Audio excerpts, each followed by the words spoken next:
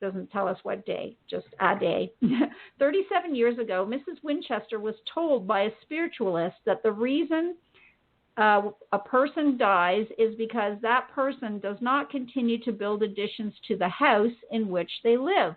I think it means the person's spirit dies, but it's kind of smushy and stained. Dies is because that person does not continue to build additions to the house in which she lives. The spirit rots in the house that doesn't grow, the spiritualist declared. Consequently, Mrs. Winchester then began adding to her home for the next 37 years. It now has 160 rooms, 2,000 doors, an innumerable number of windows, and 2 large buckets that are required to hold the keys. Some rooms have as many as 14 doors. The whole thing is beautifully inlaid, but because the woman wants the workmen to take plenty of time, there's never been such a marvelous place. And then I can't read the next thing, but it says there is a seance room without corners so that the spirits can enter and exit without hurting themselves. Mrs. Winchester has a vast wardrobe of variously colored robes, and she uses a different robe for each spirit. So it kind of goes on for him. He talks about another person, another magician that he knows. But so he actually visited the house, and in this article we get the reason for these rooms being added, which I couldn't really find anywhere else. I mean, on the Winchester site itself, they want to keep it, it's called the Winchester Mystery House now. So, but I dug up this article with Houdini talking about it, and so, with his dislike of spiritualists and their ideas, I guess he was somewhat shocked at the fact that Mrs. Winchester took this spiritualist's word and, started building all of these rooms and, hence until the day she died, because the house was still under construction when she did pass away. So That's right. it's an interesting sort of look at how grief affects people too, right? Because I don't really think that Mrs. Winchester was crazy. I just think that she was very grief-stricken. She'd lost her daughter and she lost her husband.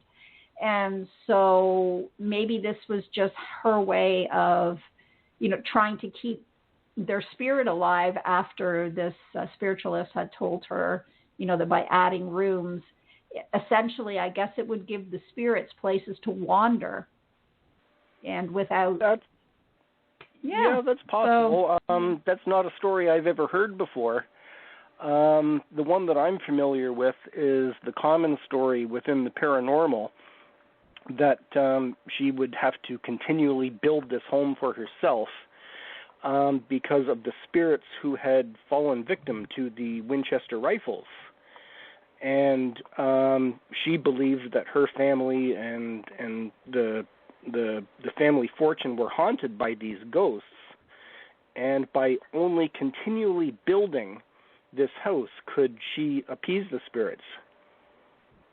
Right, and I've heard that story too, but in some weird way, I think Houdini's conversation with her and that story that's written in this 1924 article makes more sense to me than her feeling guilty about, the selling of firearms. I mean, it's possible, but I feel like it's more personal for her.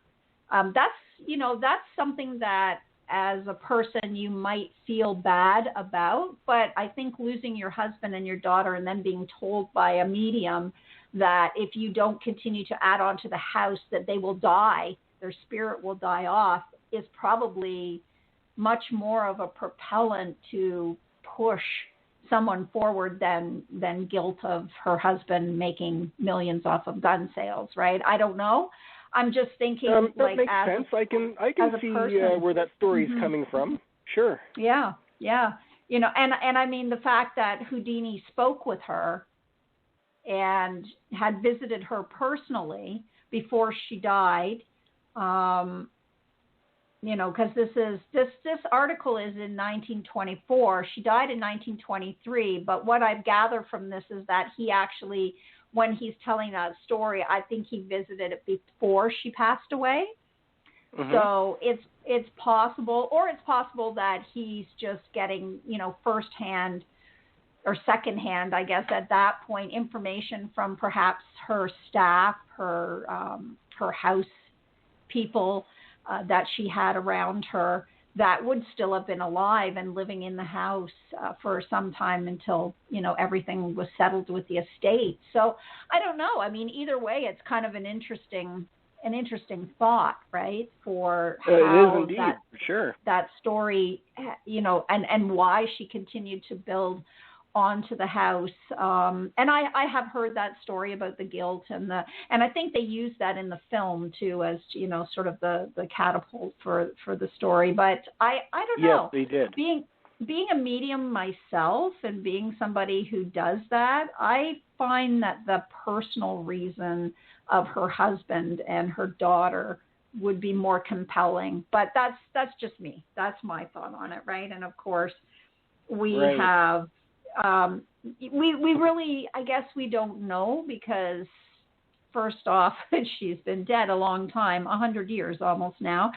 But secondly, I suppose the only people that did know were those that were close enough to her. And apparently she was quite close to quite a few of her house staff.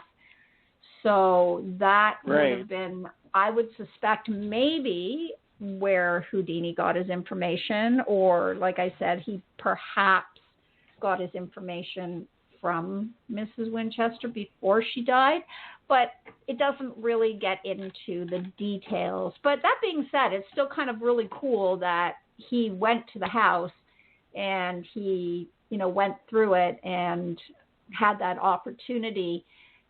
I suspect that it looked very different even then than it does today, although from my understanding, that quite a lot of the things inside the house are still original to the home. So that's kind of a neat thing too, right?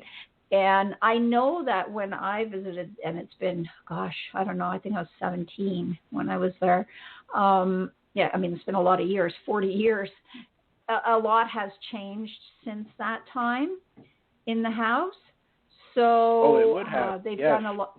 Yeah, they've done a lot of restoration work and a lot of different things to the home. But when you get on this Matterport 3D virtual tour, it does go through almost like every room. I mean, there's a lot of doors that they don't go into, and I suspect that's because if you've ever worked in a museum or a home that's a museum, a lot of rooms become offices for, current curator staff, storage, archives, things like that. So whatever, I guess, was available and open, but there's sections of the house that have not been restored.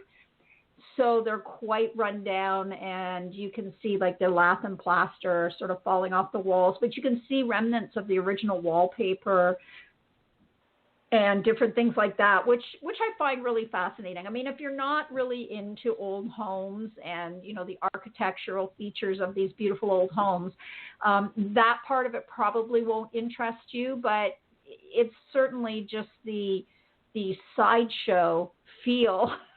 It's a bit like a fun house, right? That, you're kind of like, it's the room with mirrors. Oh, these doors don't open. There's a window that goes nowhere. There's so much of this inside the Winchester house. So I think that is what makes it fun. It would be different even from back then, because with the famous 1906 San Francisco earthquake, the house was severely damaged. Yes, part of it fell, earthquake, pretty much crumbled. I had read that at that time the house was actually 7 stories tall, and today it's only 4 stories, and it's because those top 3 stories were completely destroyed in the earthquake. Oh, yeah. And an interesting thing about that, too, was as I was going through the Matterport 3D, it's really neat because they have these little points of reference, these little, little button things that give you reference. And there's a particular dining room that after the earthquake happened, I guess I think it was the east part of the house, the east wing was mostly crumbled. There was a particular dining room called the Venetian dining room that she pretty much always ate all her meals in after the earthquake. So because the house has numerous dining rooms, it's also got these dining rooms known as the twin dining rooms.